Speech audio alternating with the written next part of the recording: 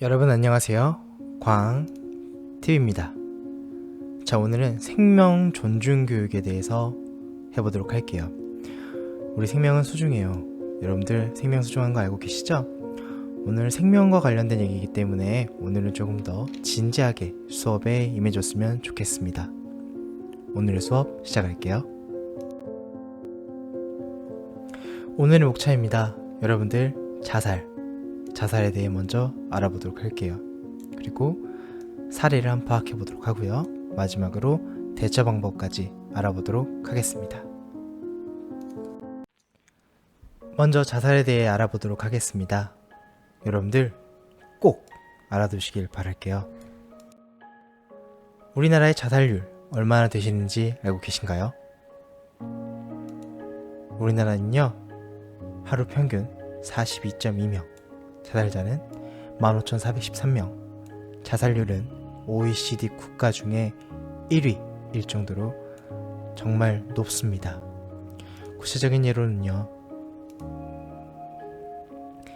약 34분마다 여러분들이 이 수업을 듣는 거 이 2배 정도 시간마다 한 명씩 자살한다고 볼 수 있고요. 약 20시간마다 여러분들 같은 10대 청소년 한 명이 자살하고요. 52분 약 1시간마다 성인 한 명이 자살을 하고요.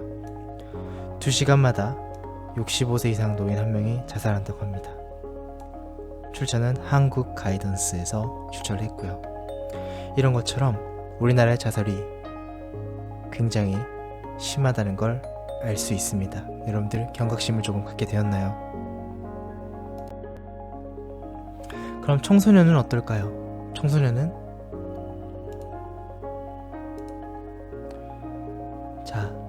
선생님이 뉴스에서 가져왔어요. 에듀의 뉴스인데요. 여기 보시면 2015년부터 총 이렇게 자살 인원수를 보니까 지금 계속 늘어났다가 작년엔 조금 줄었네요. 그래도 여전히 지금 여러분 청소년 나이대에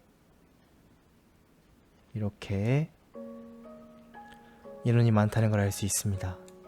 그리고 다행스럽게도 초등학생이 적었지만 작년에 유독 초등학생이 많아졌네요. 굉장히 안타까운 일이에요. 그죠? 그렇다면 너무나도 소중한 생명인데 왜 자살하려고 할까요? 자살하려는 그 이유가 뭘까요? 한국 가이던스에 따르면요, 먼저 회피 심리가 있고요.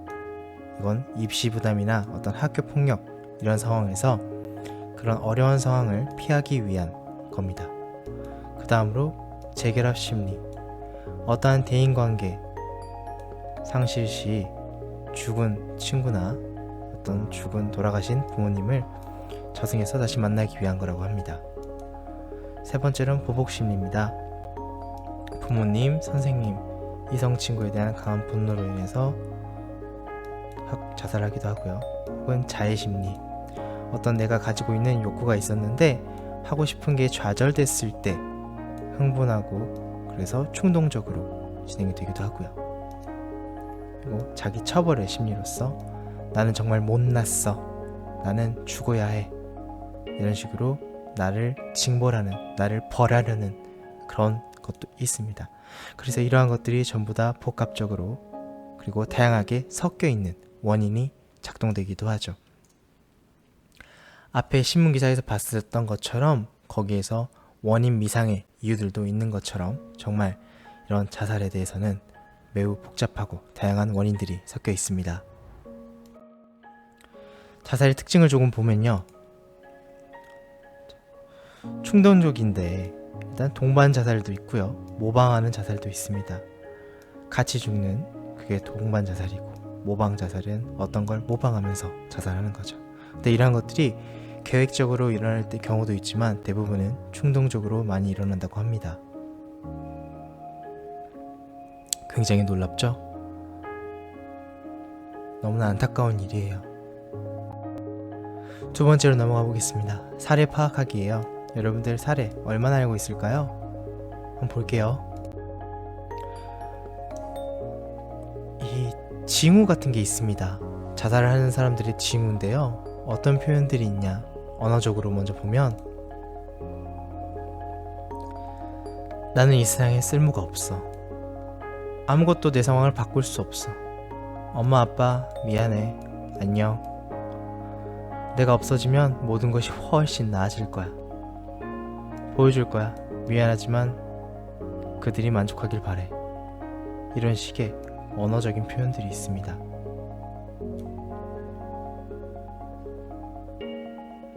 굉장히 비관적인 말이 많죠. 행동적인 표현으로는 이런 것들이 있어요.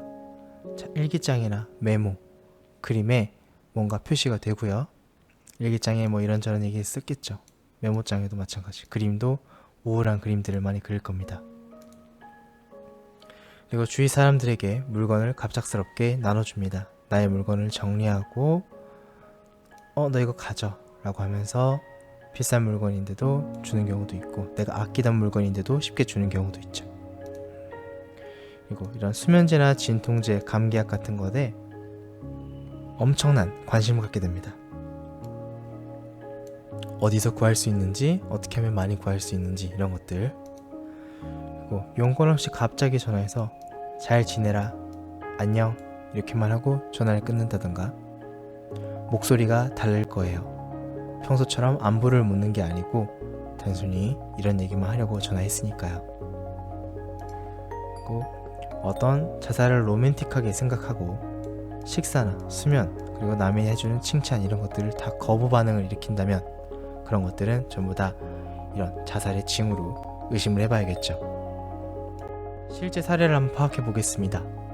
자살 사례 파악해 보면요, 왕따나 악플, 욕설, 학교 폭력, 이런 문제로 그런 괴롭힘을 견디지 못하고 자살하는 경우가 있었고요. 친구에게 죽고 싶다, 함께 죽지 않을래? 나는 얘기를 하고 실제로 친구와 같이 가서 동반 자살한 경우도 있었습니다. 아니면 같이 가서 친구는 안 한다고 했을 때 유서를 써서 친구에게 주고 혼자 떨어지는 경우도 있었죠. 또 부모님과 다툼 후 나가서 공원에서 이렇게 자살을 했다고 합니다.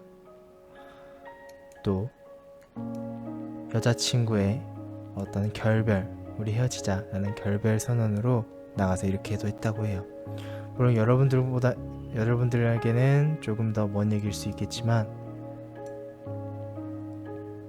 어떤 친구에겐 그 누구보다도 가깝게 느껴질 수도 있을 겁니다. 이런 사례들로 소중한 생명이 사라졌던 경우입니다. 자, 그럼 여러분들 여기서부터 중요해요. 대처 방법을 한번 알아볼까요? 어떻게 해야 할까요? 영상을 먼저 잠깐 보고 올게요. 영상은 선생님이 상세 설명에다가 넣어두고 오겠습니다. 꼭 보고 오세요.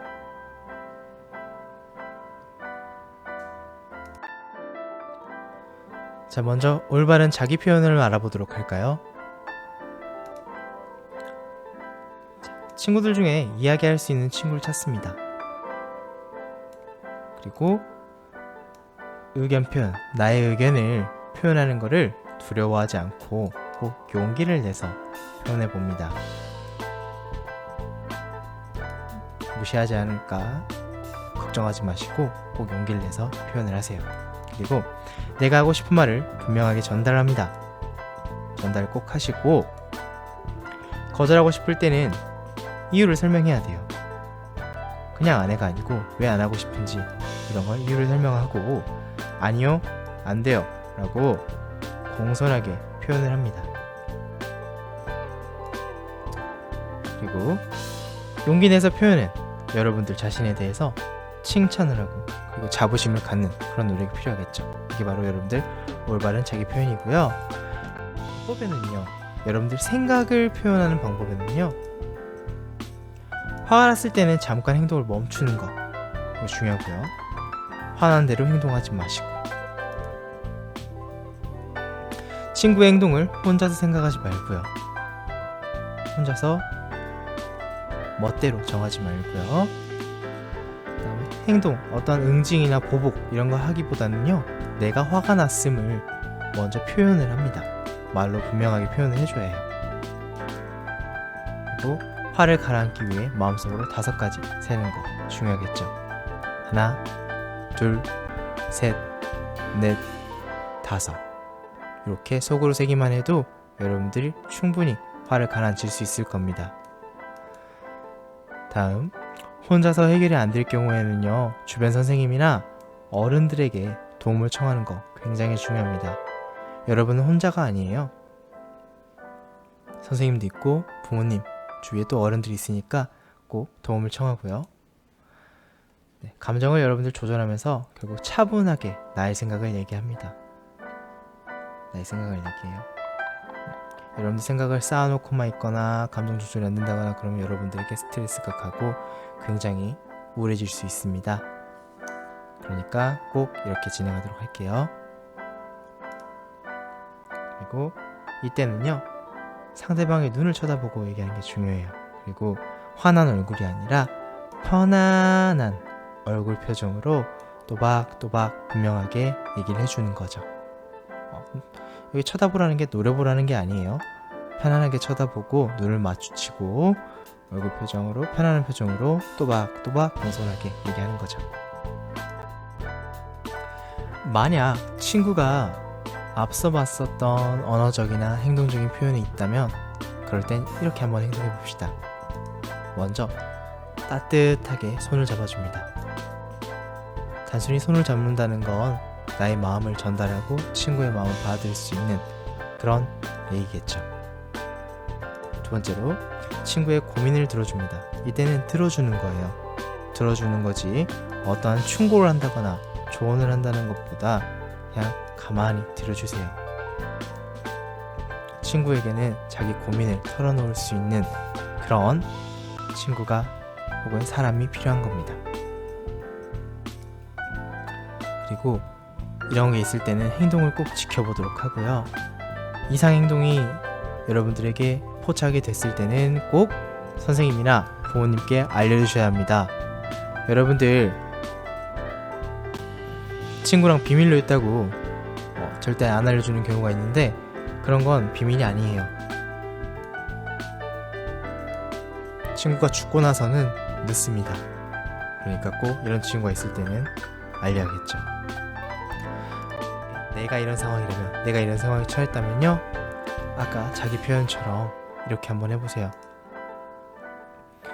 먼저 나에게 도움을 줄 수 있는 어떤 대상을 찾고요. 친구든 부모님이든 선생님이든 그런 대상을 꼭 찾고요. 이 용기 굉장히 중요해요. 말하는 것도 용기입니다. 그런 용기를 내서요, 꼭 솔직하게 말을 해보고 이런 도움을 줄 수 있는 대상에게 도움을 받는 거죠. 그리고 상담 기관을 찾는 것도 굉장히 좋아요.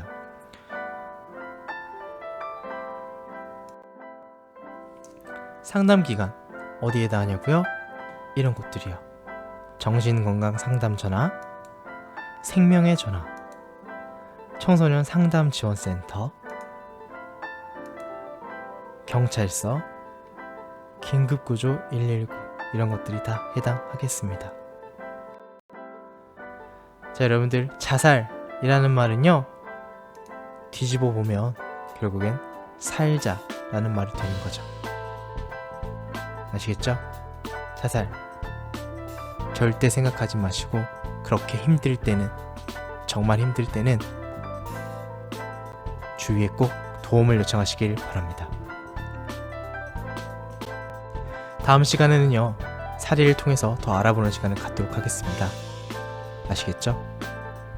사례를 통해서 한번 어떤 문제가 있는지, 어떻게 도움을 줄 수 있는지 그런 것들을 여러분들이 직접 판단해보고 도움을 줄 수 있는 그런 시간을 가져보도록 할게요. 자, 지금까지 광TV였고요. 여러분들 유익하게 보셨다면 구독과 좋아요 부탁드리겠습니다.